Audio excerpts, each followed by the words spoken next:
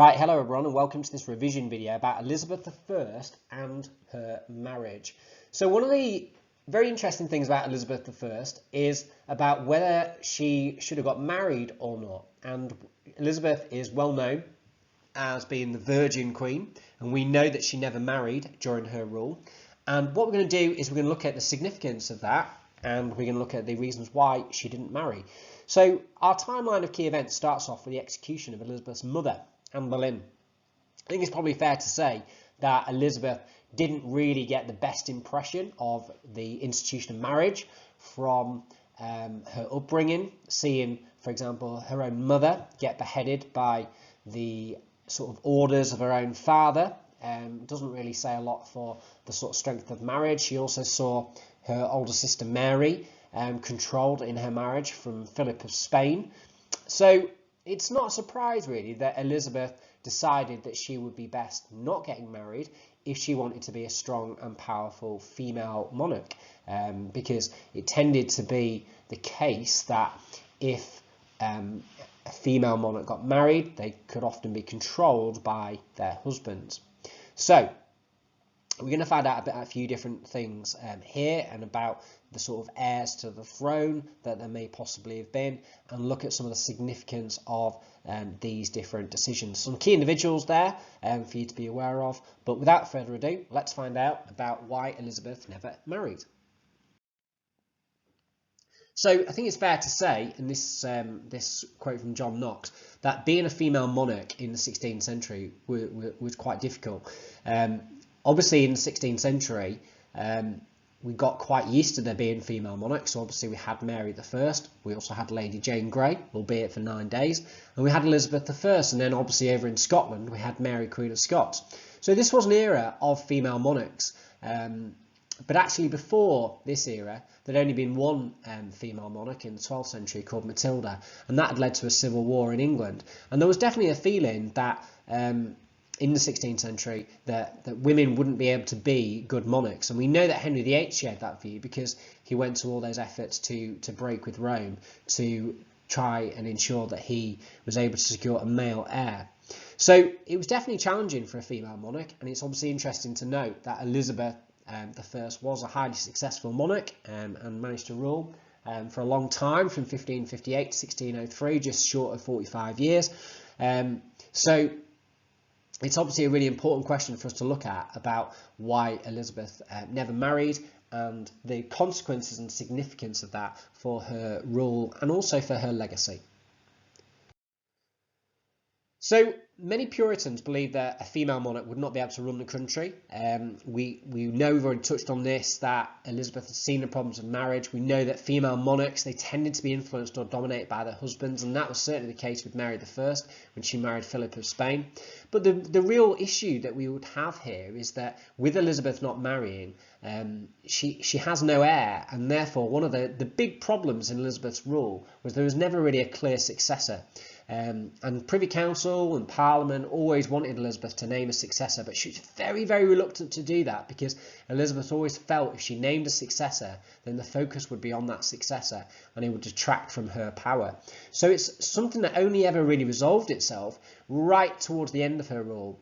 And it's remarkable, really, that the transfer of power to King James VI of Scotland when he became James I was so smooth, bearing in mind that the issue of the succession was so up in the air for the majority of Elizabeth's rule. So what would be the arguments in favour and arguments against marriage? So obviously she was expected to marry when she became the Queen. She was 25 years old, she didn't have any children, she was expected to marry. Now, arguments in favour of marriage, in those days, marriages were alliances. So this was a great opportunity for Elizabeth to create an alliance with a foreign country, guarantee the loyalty of a foreign country, or indeed make an alliance with an English noble family, guarantee the loyalty of a powerful English family. And of course, the other real argument in favour of marriage was to produce an heir which would continue the Tudor line, and ultimately to stop Mary, Queen of Scots from becoming Queen, because Mary, Queen of Scots, especially when she comes back to England in 1568, had a very strong claim to the throne. So that's important for us to be aware of as well. So what were the arguments against marriage? Well, the main arguments against marriage would be that there may well be a loss of authority. So if she did get married, her husband may try and exert influence over her, and she would lose her independence. Giving birth and childbirth was obviously risky for a woman's health at that time. Her own experience of marriage had been bad. But also, actually, Elizabeth could use the possibility of marriage and the fact that she might marry somebody as an opportunity to sort of negotiate with foreign leaders and important figures in England. So there's various arguments for and against whether she should have married during this time. So who are the potential heirs that she could have married? Well, early on in her rule, she received proposals from foreign rulers. Philip of Spain, for example, proposed. Archduke Charles of Austria, King Eric XIV of Sweden. All of these were rejected out of hand and were not seen as being suitable matches for Elizabeth. Someone a little bit later on in her rule that she was linked with was Francis, the Duke of Anjou and Alençon. He was the brother of the French king and heir to his throne. He was seen as a potential match for Elizabeth in the 1570s. However, by the time that marriage was proposed, Elizabeth was a lot older. She was probably unlikely to have children. And the Bartholomew Days massacre, where many Protestants were massacred in 1572, that made the French quite unpopular in England and therefore made this union unlikely. He was a Catholic as well, so this was always going to be difficult if she married a Catholic. That might alienate the Protestants out of court, people like Lord Burleigh, Robert Dudley as well. So again, a potential match, but probably one that was never a particularly realistic one for her to match with. Philip of Spain, very, very wealthy, very powerful, very effective monarch, obviously been married to Elizabeth's sister. But the marriage wasn't happy. He rarely visited England whilst he was married to Queen Mary I. That marriage hadn't produced an heir. He was a Catholic, so again, that would be a problem. Spain was a lot more of a powerful country than England at that time, so whether England would have gained much out of this, I'm not sure really. So, they remained rivals, and obviously Philip sent the Spanish Armada over in 1588. Now, within England, the sort of closest that Elizabeth ever got to marrying someone from the English nobility was Robert Dudley. Now, there's no doubt that Robert Dudley is a really interesting match. He's a childhood friend of Elizabeth. Many historians agree that they were in love with each other. He was a key figure in the royal court. He was a member of the Privy Council. However, he was fraught with quite a few issues, Robert Dudley. His family had been involved in a conspiracy against Edward VI. His wife Amy, she died in suspicious circumstances at the foot of a staircase. There was some implication that that Dudley was involved in that. So it meant that Dudley was a little bit of a controversial character and therefore made it probably difficult for her to have married Robert Dudley. Having said that, the two were close. She made him the Earl of Leicester. She gave him Kenilworth Castle. Elizabeth visited Kenilworth Castle, most famously for a 19-day event of festivities where Robert Dudley wooed her and tried to impress Elizabeth. So perhaps this was the closest she ever came to marrying, but obviously she decided that she was not going to get married. So what was the problem here? Well, one of the big issues for Elizabeth not marrying and why it was significant was the problem of the succession. So in 1562, very early on in her rule, Elizabeth almost died of smallpox, and that brought the issue of succession into sharp focus. What if she did die? Who would take over the throne? Once Mary Queen of Scots returned to England as well, that made it even more difficult, because now we had a potential Catholic rival to the throne, someone with a good claim, 9 years younger than Elizabeth, Catholic. This made the whole issue of succession very, very difficult. By the 1570s, Elizabeth is in her mid-40s, unlikely to have children. So that meant that her marriage by that time was less likely. It was probably in the 1560s where it's most likely that Elizabeth would ever have got married. Elizabeth determinedly refused to name a successor because she felt that they would become the focus of plots to overthrow her, and she didn't want that.